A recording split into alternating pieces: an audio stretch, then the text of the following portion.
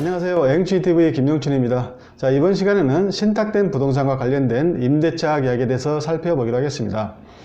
여기서 부동산 신탁이라는 것은요, 부동산을 가지고 있지만 경험과 자금이 없어서 관리나 부동산 활용에 어려움을 겪는 부동산 소유자가 그 소유권을 부동산 신탁회사, 즉 수탁자에게 이전하고, 신탁회사는 위탁자인 고객이 맡긴 부동산, 즉 신탁재산을 효과적으로 개발 관리해서 그 이익을 돌려주는 제도입니다.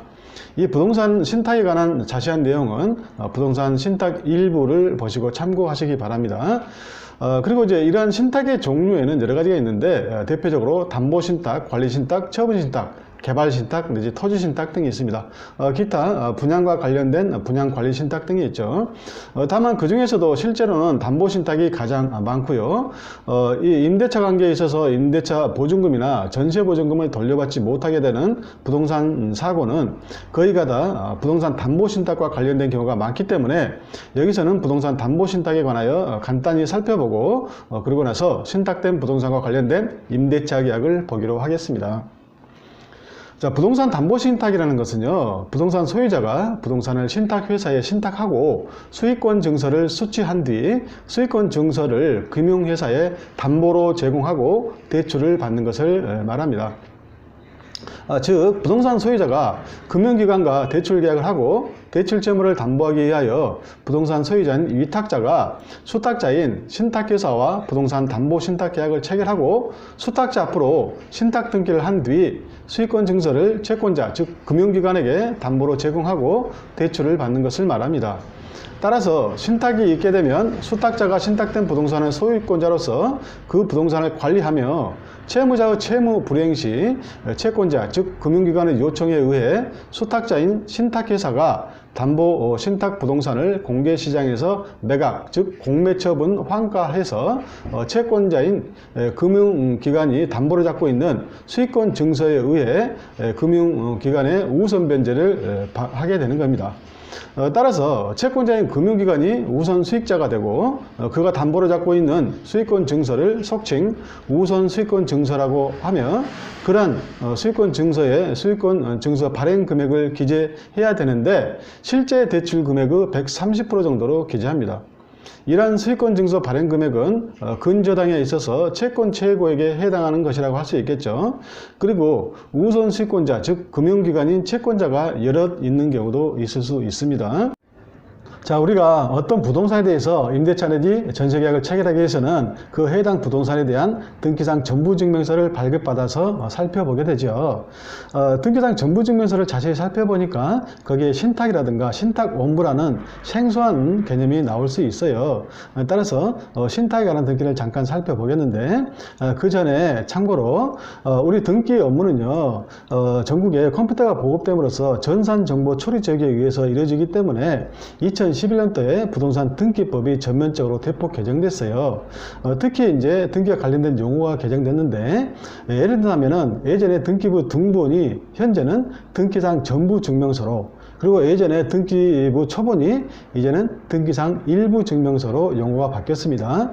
그리고 예전에는 각계의 부동산에 대한 등기부가 있었죠. 그래서 그 등기부가 이제는 등기 기록이라는 용어로 바뀌었어요. 등기 기록.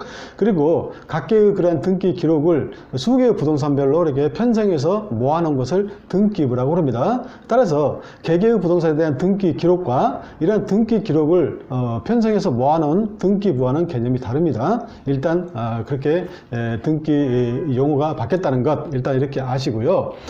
그래서 이제 이런 그 신탁 등기를 살펴보겠는데, 이런 신탁 등기는 일단은 그 위탁자와 수탁자가 그 대상 부동산에 대한 신탁 계약을 체결하겠죠. 그리고 그러한 신탁 계약이 체결되면 신탁 계약서를 작성하고, 그 신탁 계약서를 첨부해서 신탁에 관한 등기를 등기소에 신청하겠죠. 그러면 등기관이 그 등기 신청에 적법하면 이제 부동산 등기부라는 등기 기록상 등기를 하게 되는데, 우리 부동산 등기법 제81조에는요 이렇게 규정되어 있어요. 즉 등기관이 신탁 등기를 할 때에는 일정한 사항을 기록한 신탁 원부를 작성하고 등기 기록에는 신탁 원부 번호를 기록하여야 한다.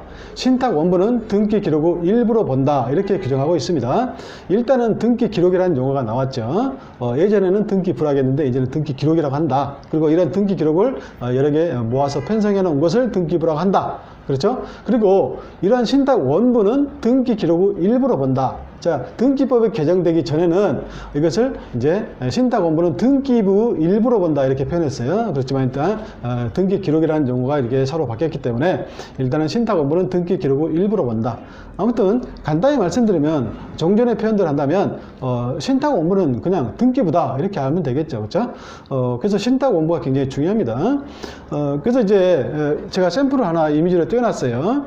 거기 보시면은 일단은 등기 기록은요 크게 세 부분으로 나눠져 있죠.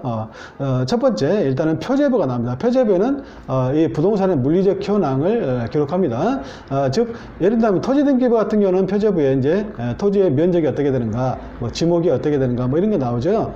그 다음에 이제 그 건물 등기부 같은 경우는 등기 기록상 표제부에 건물의 종류라든가, 그 다음에 구조라든가 뭐 이런 것도 나오죠. 그런 물리적 현황 내지 사실관계를 표제부에 등기하고 기록하고, 그리고 갑구에는 소유권에 관한 사항, 그리고 을구에는 소유권 이외의 권리에 관한 사항을 기록합니다. 그래서 갑구에는 소유권에 관한 사항을 기록하기 때문에 이 신탁 등기도 소유권 이전의 형식을 취합니다. 따라서 갑구에다 기록합니다. 그래서 거기 이제 그 이미지를 한번 보시면 거기 순위번호 1번, 2번이 있죠. 그래서 1번은 소유권 보존으로서 이제 일단은 소유권 보존을 최초로 하는 등기예요. 그래서 이제 거기에 권리자 및 기타 사항만 보면 소유자 조 뭐뭐 이렇게 돼 있죠.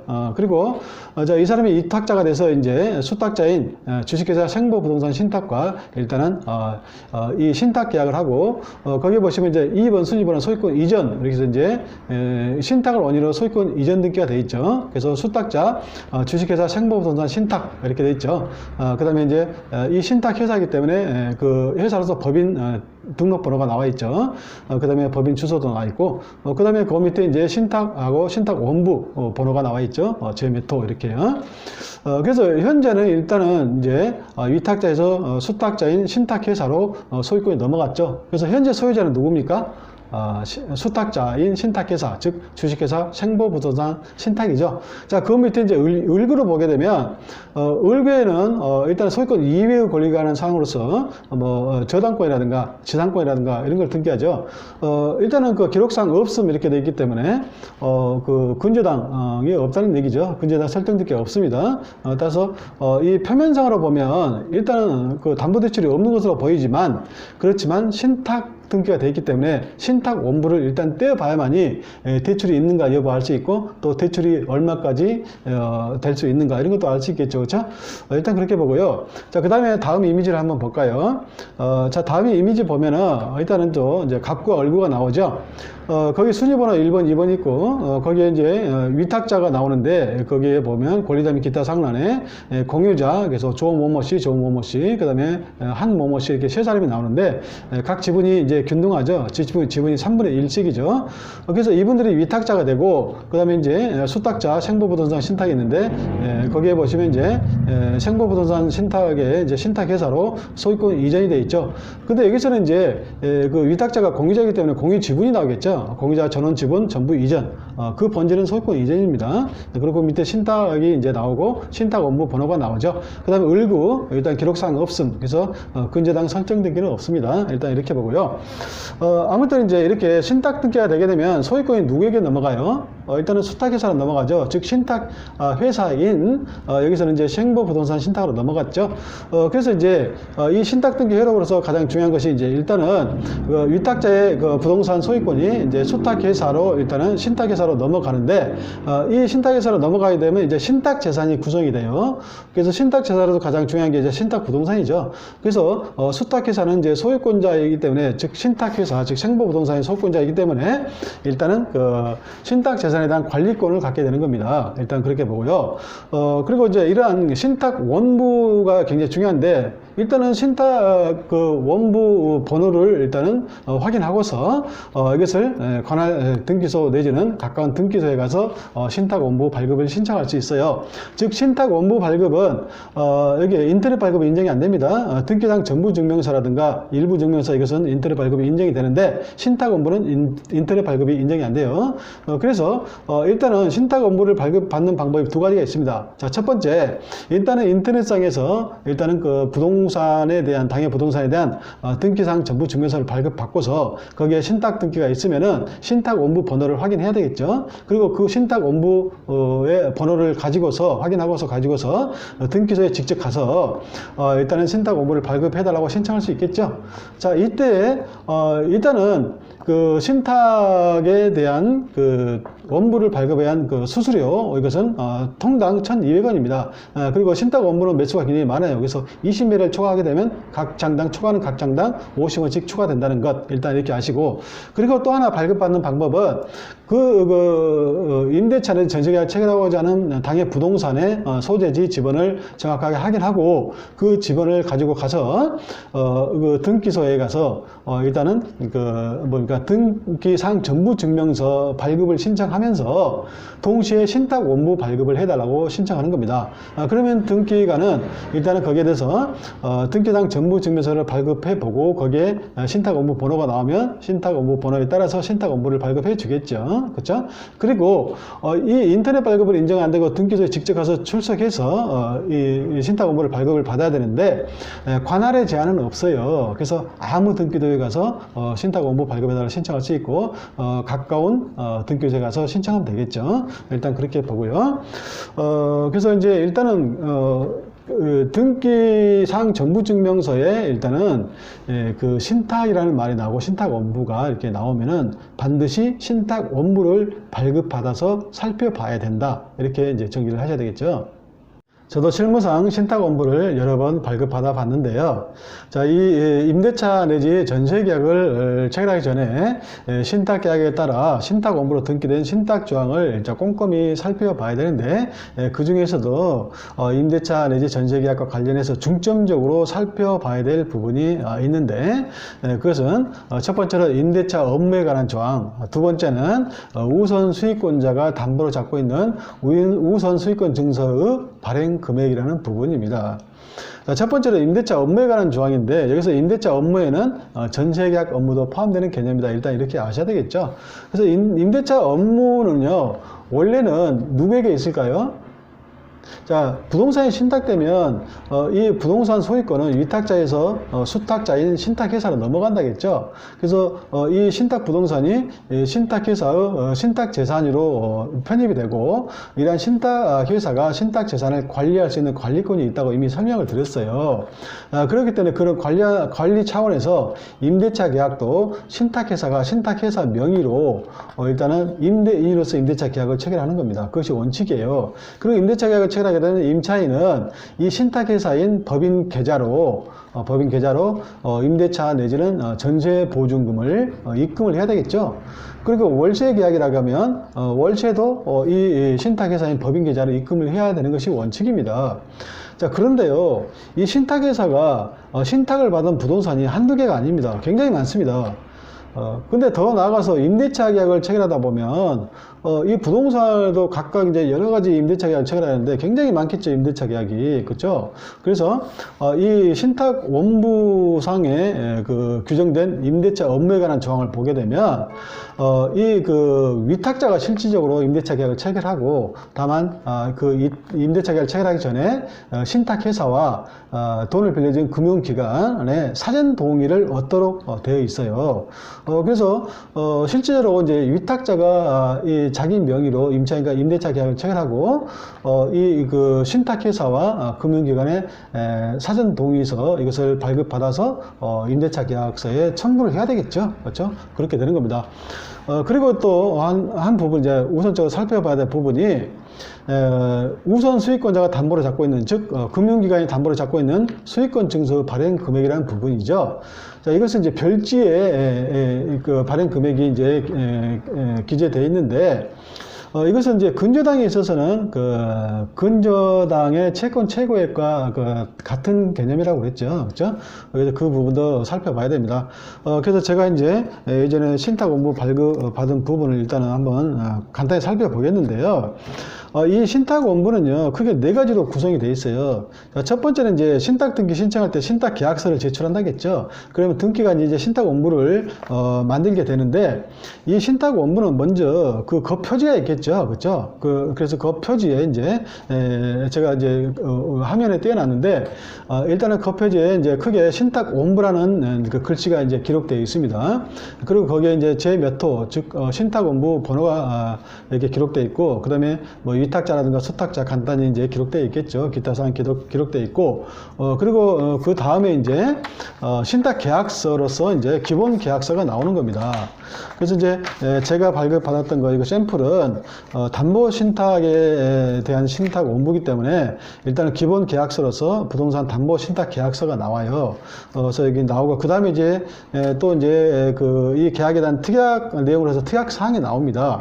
그래서 이제 여기 부동산 담보 신탁 계약서로서 기본 계약서가 나오는데, 여기는 이제 굉장히 복잡하게 돼 있어요. 그래서 여기를 다 뭐 살펴볼 시간적 여유는 없고요. 그래서 이제 뭐 제1조 신탁 목적, 그다음 2조 신탁 기간, 뭐 3조 수익자, 쭉 나오고, 6조에서는 수익권 증서에 대해서도 나오고, 7조에서는 우선 수익자의 수익권에 대해서도 쭉 나옵니다. 그 다음에 이제 9조에서는 신탁 부동산의 보전 관리 등 해가지고 2항에 보면 위탁자는 수탁자의 사전 승낙이 없는 경우에는 신탁 부동산에 대해서 임대차 등 권리의 설정 또는 그 현상을 변경하는 등의 방법으로 가치를 저감하는 행위를 하여서는 아니 된다. 여기 임대차 같은 경우는 이제 위탁자가 수탁자인 신탁회사의 사전 승낙 없이 임대차 계약을 체결하면 안 된다는 뜻이죠. 그렇죠?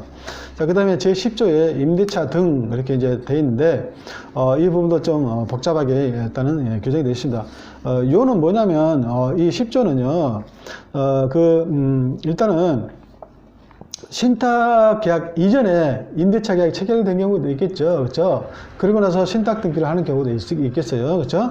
그런 경우를 규정하고 있는데, 자, 이런 경우에는 원칙적으로는 위탁자가 일단은 책임을 진다는 얘기입니다. 위탁자가. 그렇지만은 거기에 대해서 인수인계를 하게 되면은 즉 위탁자와 수탁자 간에 그 임대차 계약 관계를 인수인계하게 되면 이 수탁자인 신탁회사가 책임을 진다, 이런 식으로 이제 규정을 하고 있는 겁니다. 자, 그 다음에 이제 쭉 넘어가세요. 다른 조항도 중요한 조항이 있는데 시간 관계상 그냥 쭉 넘어갑니다. 그 다음에 이제 특약사항이 나오는데, 이 특약사항은 기본 계약에 대한 특약이기 때문에 이 기본 계약과 특약사항이 상충하게 되게 되면 특약사항이 우선해서 적용되는 것이죠. 그래서 제1조에 그런 내용을 취지를 규정하고 있고요. 그 다음에 중요한 것은 제6조 임대차 부분입니다. 1항 위탁자는 신탁기간 중 수탁자와 우선 수익자의 사전 동의 없이 임대차 등의 행위를 하여서는 아니 된다.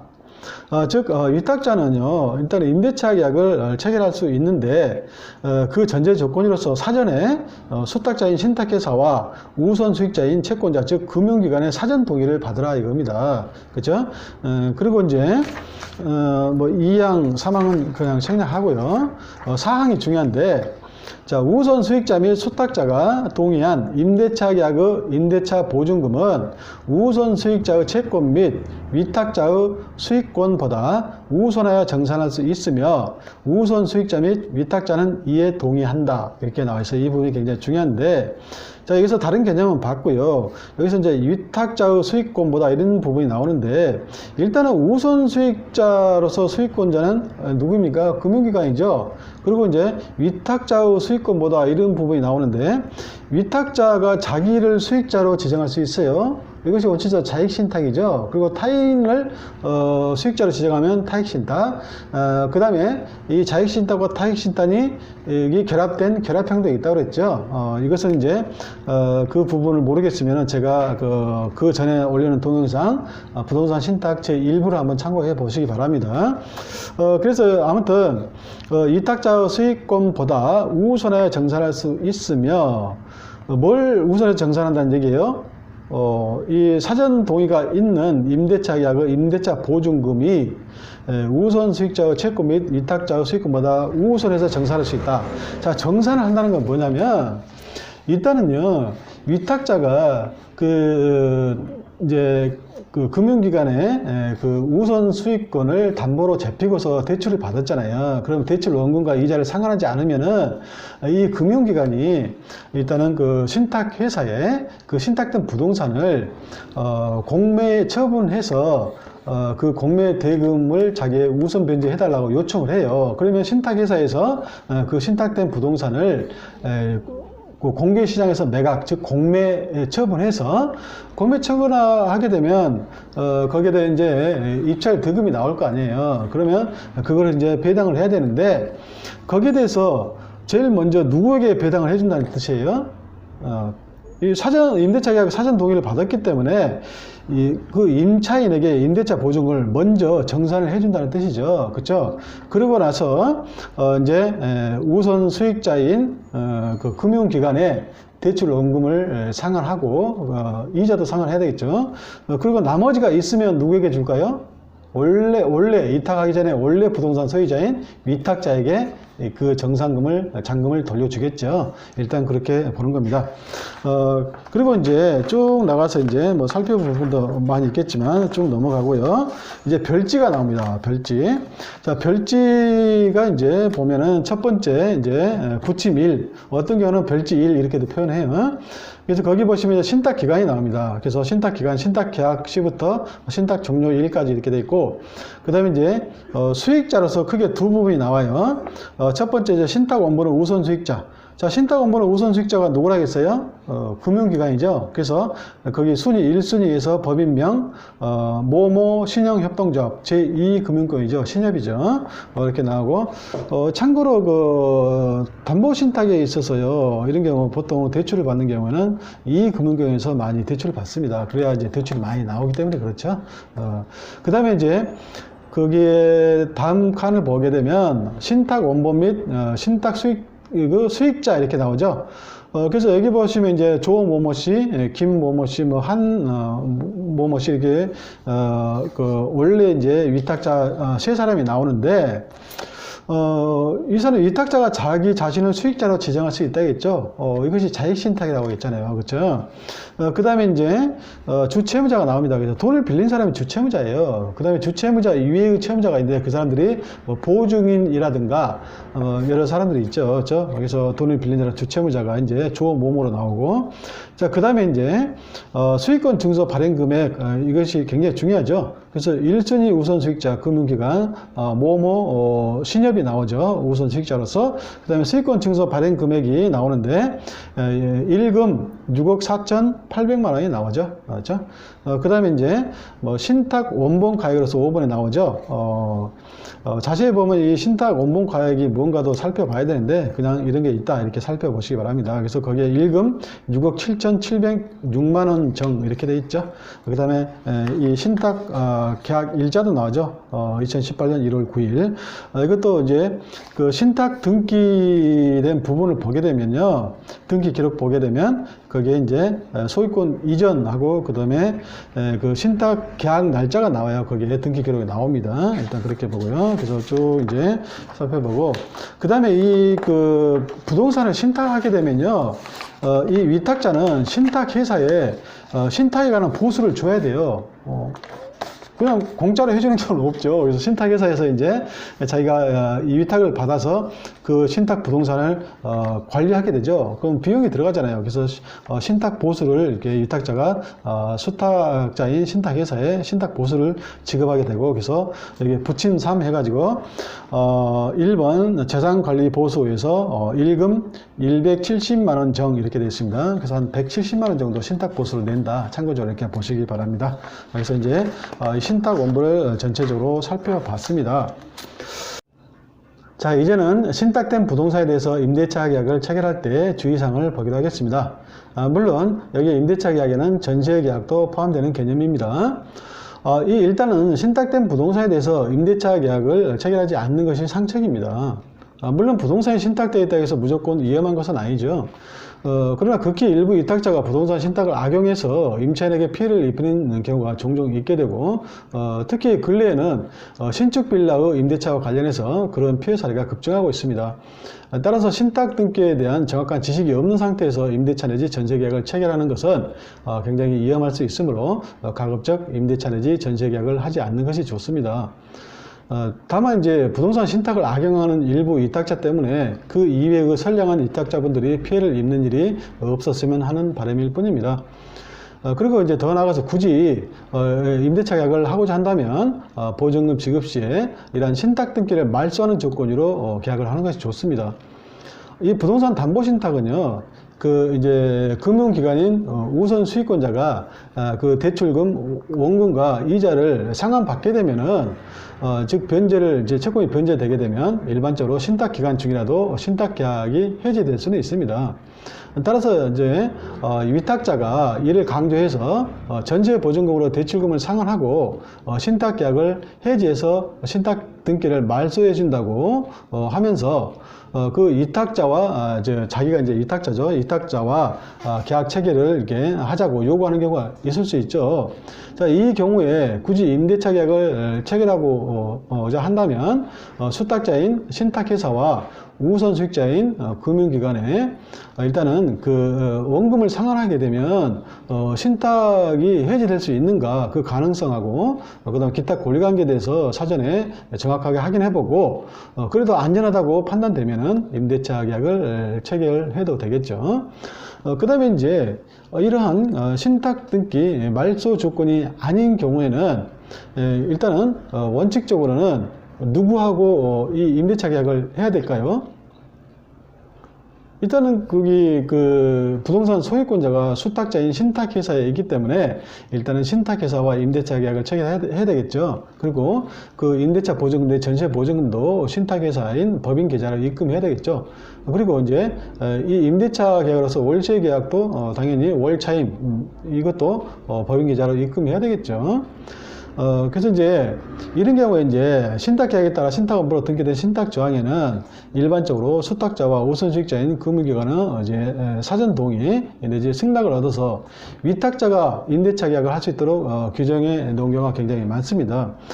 제가 이제 그 신탁 원부로서 샘플 그 신탁 원부를 보여드렸는데 거기에도 그렇게 규정되어 있었죠. 즉 그 위탁자는 신탁 기간 중 수탁자와 우선 수익자 사전 동의 없이 임대차 등의 행위를 하여서는 아니 된다. 그리고 더 나아가서 우선 수익자 및 수탁자가 동의한 임대차 보증금은 우선 수익자의 채권 및 위탁자의 수익금보다 우선하여 정산할 수 있으며 우선 수익자 및 위탁자는 이에 동의한다. 이런 식으로 규정되어 있는 것을 봤었죠.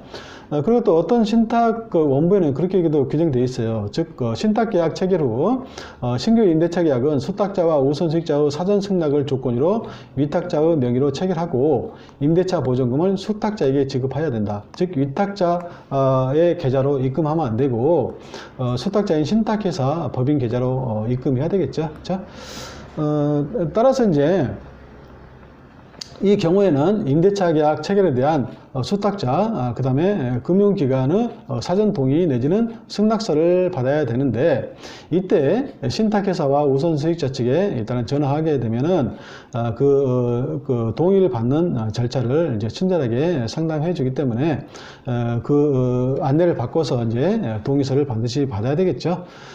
그리고 이제 간혹 이제 이렇게 비록 신탁이 되어 있지만은 그 위탁자 본인이 진짜 소유자라고 이렇게 얘기하면서 그것을 또 믿고서 계약을 하시는 분들이 있어요. 동의 없이, 즉 신탁자와 신탁회사와 우선수익자 동의 없이 위탁자 말만 듣고서 일단은 위탁자와 임대차 계약을 체결하는 경우가 있습니다. 자, 이런 경우에는 일단은 뭐 주택임대차나 상가건물 임대차 보호법상 대항력이나 우선 변제 요건을 갖췄다 하더라도 일단은 신탁회사 내지는 우선 수익자 동의가 없었기 때문에요. 이런 임대차 계약을 가지고서 수탁자, 즉 신탁회사에 대항을 못 하겠죠. 따라서 신탁회사가 임차인에게 그 임차 목적 부동산에 명도 청구를 하게 되면 명도를 해줘야 돼요. 대항을 못 하기 때문에, 그렇죠? 그래서 이제 더 나아가서 이때 위탁자가요, 그 부도가 났다, 아니면 또 폐업해버렸다. 자, 이런 경우에는 임차인이 보증금을 회수하기는 사실상 굉장히 어렵다고 봐야 되겠습니다. 그렇죠? 그 다음에 또 하나 이제 수탁자와 우선수익자 임대차 계약 동의서를 받는 방법 내지 절차는 아무튼 당해 신탁회사 금융기관에 전화해서 문의하면 아무튼 친절하게 상담해 주기 때문에 그 상담을 받고서 진행하면 되겠죠.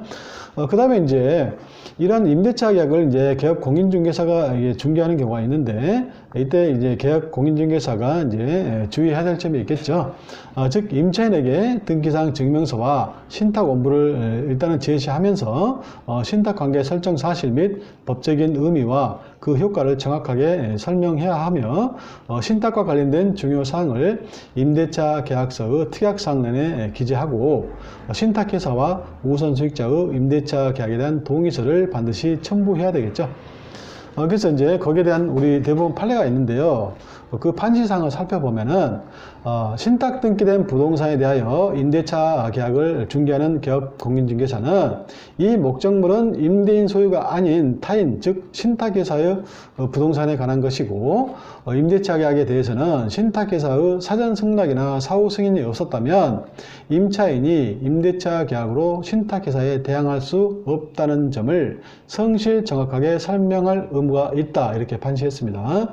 따라서 계약 공인중개사가 그러한 설명을 임차인에게 하지 않았다면, 그로 인해서 임차인이 손해를 봤다면은 계약 공인중개사는 임차인이 손해를 본 부분 일정액을 배상할 의무가 있다, 이렇게 봐야 되겠죠. 자, 그리고 이제 한 단계 더 나가서 신탁 등기가 안 된 상태에서 임대차 계약을 체결했는데 나중에 신탁 등기가 된 경우가 있어요. 따라서 이제 이런 경우에는 임차인 입장에서는요, 임대차 기간이 만료돼서 임대차 보증금이라든가 전세 보증금을 누구에게 돌려달라고 청구를 할 것인가, 이 부분에 대해서 우리 대법원 판례가 있는데, 즉 주택임대차보호법 제3조 2항의 임차주택의 양수인은 임대인의 지위를 승계한 것으로 본다라고 규정하는 바, 임대차가 목적이 된 주택을 담보 목적으로 신탁법에 따라 신탁한 경우에도 수탁자인 신탁회사는 주택임대차보호법 제3조 2항에 의하여 임대인의 지위를 승계한다고 이렇게 판시하였습니다. 따라서 임차인은 수탁자인 신탁회사에 임대차 보증금 반환을 청구할 수 있는 것이고, 수탁자인 신탁회사는 임차인에게 임대차 보증금 내 전세 보증금을 반환해야 될 의무가 있는 것이죠. 그렇죠? 자, 지금까지 이제 부동산 신탁 등기, 그 다음에 부동산 신탁 등기와 관련된 임대차 계약 체결할 때 주의사항을 살펴봤습니다. 지금까지 시청해 주셔서 감사합니다.